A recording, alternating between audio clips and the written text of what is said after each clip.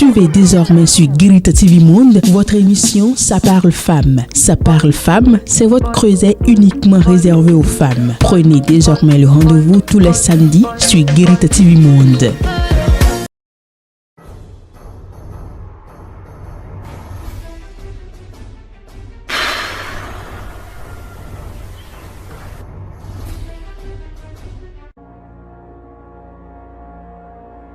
Lundi 30 mai 2022, amis internautes de Guérita TV Monde, bonjour et bienvenue sur Tour d'Horizon.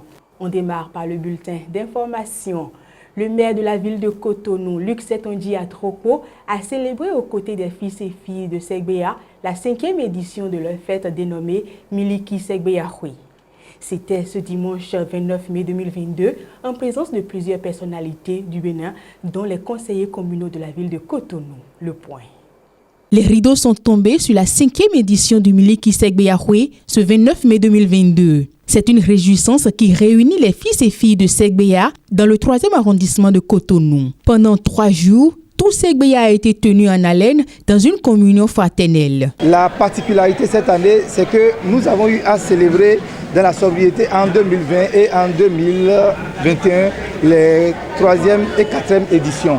Et donc, pour redonner vie, redonner corps à cette fête Miliki, nous nous sommes organisés pour qu'à la fin, nous puissions vraiment toucher du doigt une œuvre à l'endroit de la population de Segbeya pour toujours faire développer, faire rayonner le développement dans le quartier Segbeya. Les manifestations ont commencé par une célébration eucharistique pour rendre grâce à Dieu. Elles se sont poursuivies avec diverses animations au terrain de sport de la localité.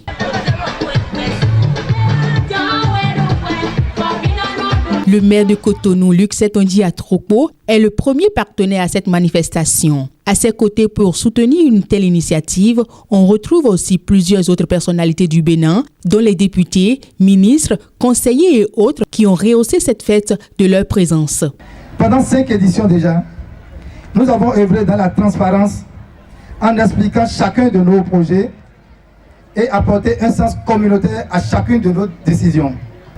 Je tiens donc à rassurer ceux qui pouvaient en douter. L'association Miliki Segbeyahoui est désormais une institution à travers laquelle une lecture de développement sera faite dans le quartier les jours à venir.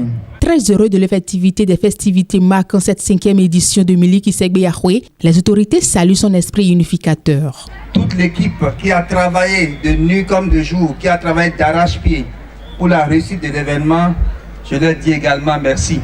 Merci aussi à tous les sponsors qui ont pris une part active à l'organisation effective de cette fête.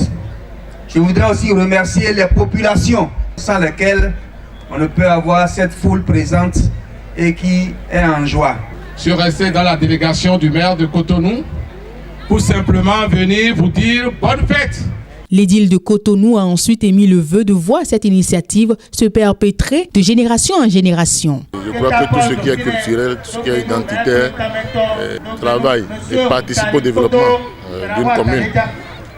Je voudrais souligner que si aujourd'hui, à Segbeya, ils ont pu se mettre ensemble pour cette fête, c'est parce qu'au-delà de la fête, ils pensent aussi au développement. Nous les avons soutenus par notre présence et nous souhaitons bon vent à cette fête. Au cours de cette célébration, 10 enfants ont reçu des prix de l'excellence. Un téléthon pour la construction d'une bibliothèque au collège d'enseignement général de Segbeya et plusieurs prestations artistiques ont mis un terme à cette cérémonie tard dans la nuit. Autre élément dans ce bulletin d'information, le gouvernement donne une nouvelle chance aux retardataires qui n'ont pu visiter les trésors royaux.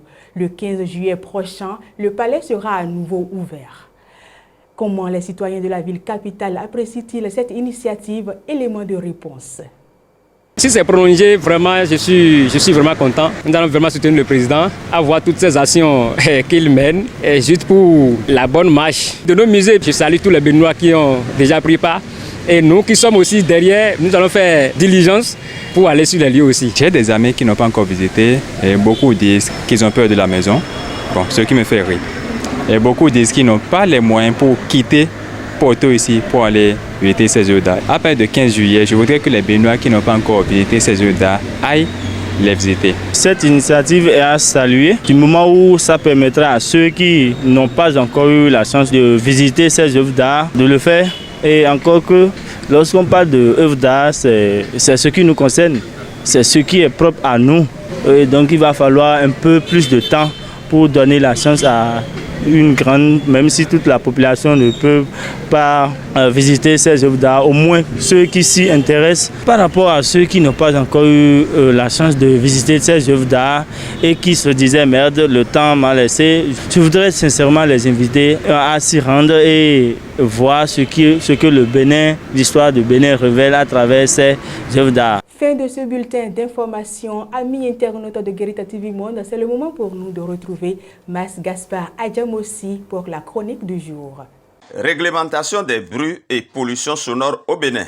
Il était temps. Il était vraiment temps que quelque chose soit fait dans le cadre de la réglementation des bruits et pollution sonore. Les bars, églises, mosquées, moulins et autres activités à nuisance sonore rappelées à l'ordre pourront désormais se voir sanctionnées. C'est ce qu'on peut retenir du Conseil des ministres du mercredi 26 mai dernier. Ce Conseil des ministres, en effet, dans l'une de ses décisions, apporte des réponses concrètes permettant de mieux encadrer les activités sonores pouvant causer de graves nuisances aux populations. Prêche des églises, bruit des moulins à moudre, klaxons des voitures, musique intempestive des bars et autres débits de boissons, tintamarre des fêtes traditionnelles dites à go. Bref, les villes béninoises sont des lieux de grande nuisance sonore. Et en dépit souvent des plaintes et de la timide répression, ces nuisances sonores continuent d'agir négativement sur la santé des Béninois. Le gouvernement s'est donc fait précis en indiquant désormais les heures où il est interdit de gêner le repos des Béninois et de nuire à leur santé. Les jours ouvrables, c'est de 13h à 15h et de 22h à 6h du matin et les jours de repos de 20h à 10h.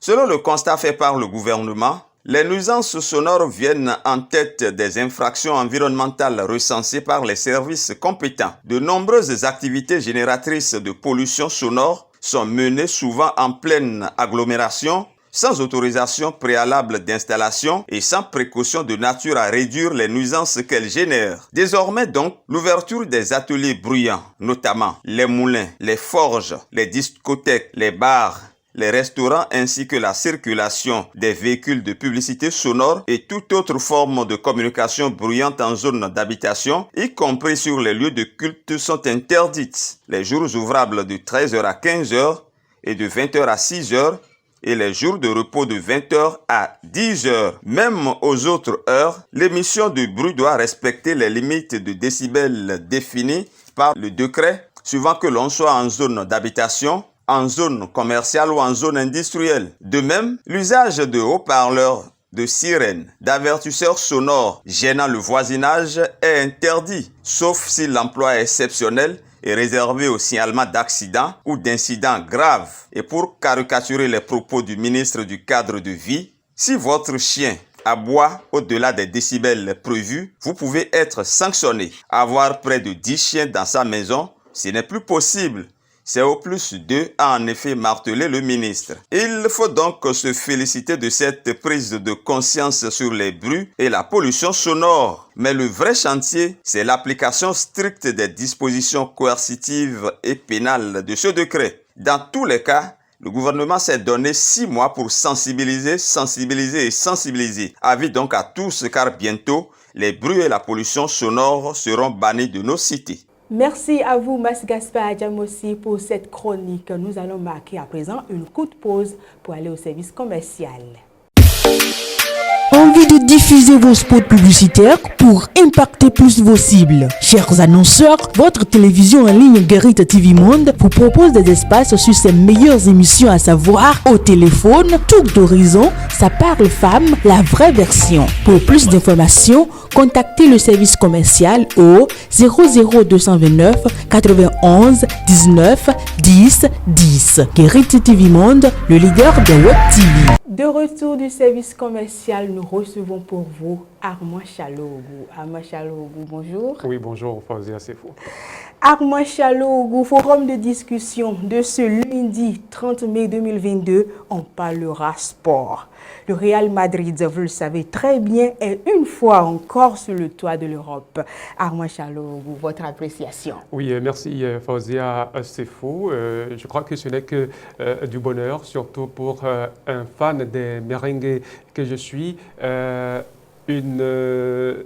14e trophée de Ligue des Champions pour le Real Madrid. Je crois que c'est très bien mérité à voir l'engagement, la témérité dont a fait preuve ce club au cours de la saison 2021 et 2022 de cette compétition. Vous savez, ces jeunes ont un mental d'acier et ils ont la chance d'avoir un entraîneur qui est donc un vétéran. Il s'agit de Carlo Ancelotti. L'Italien leur a supprimé une marque qui leur a donc permis de se retrouver en finale de la Ligue des Champions face à Liverpool, et le Real Madrid a soulevé la coupe aux grandes oreilles, pour ne pas discourir. Fauzia, c'est fou, c'est une joie tout simplement.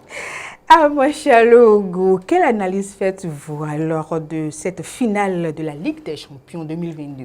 Oui, la finale qui a opposé les Reds aux Merengues, c'était une finale de fou en réalité. Vous savez, les Madrilènes ont été dominés de bout en bout par les joueurs de Liverpool, mais il faut dire que Real, si aujourd'hui s'est retrouvé donc à cette place, je crois que ce sacre, le Real Madrid le doit surtout à son gardien de but. Je veux parler de Courtois. Vous avez vu les belles parades de Courtois au cours de ce match. Eh bien, Mohamed Salah, Sadio Mané ont fait ce qu'ils pouvaient. Ils se sont surpassés, mais il faut dire que la baraka n'était pas de leur côté. Les dieux donc, de football n'étaient pas de leur côté ce jour-là. On aurait souhaité donc que Sadio Mané puisse remporter ce trophée, histoire de se retrouver sur la balance avec Karim Benzema pour le trophée de Ballon d'Or européen. Malheureusement, il s'est arrêté à ce niveau-là. Ce sont des soldats, on les dit. Courage pour la suite. Armand Chalougou, j'avoue que le gardien m'a surpris aussi parce que j'ai suivi de bout en bout ce match et je suis réelle, je suis très contente aussi. Mais dites-nous, quels sont les enseignements, les grands enseignements à tirer de cette finale? Oui, merci Fauzia Sefo. Parlant d'enseignements à tirer de cette finale, il faut parler d'abord de l'organisation.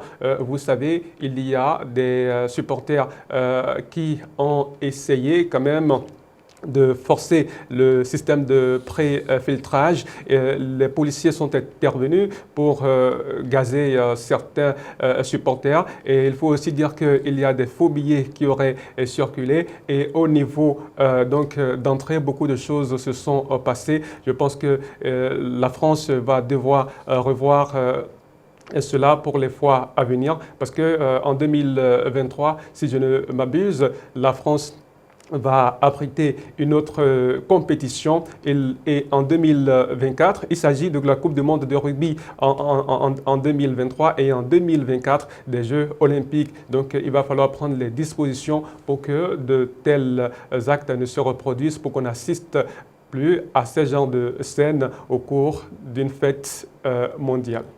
Merci à vous, Armand Chalougou. C'est moi. À demain. À demain, Fauzia. On poursuit Tour d'horizon et c'est le moment pour nous de rire à travers la vidéo du jour.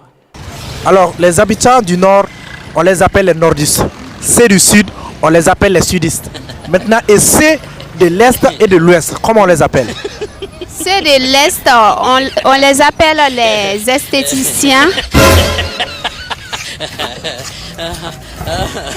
Et ceux de l'Ouest, on les appelle les Wenzé.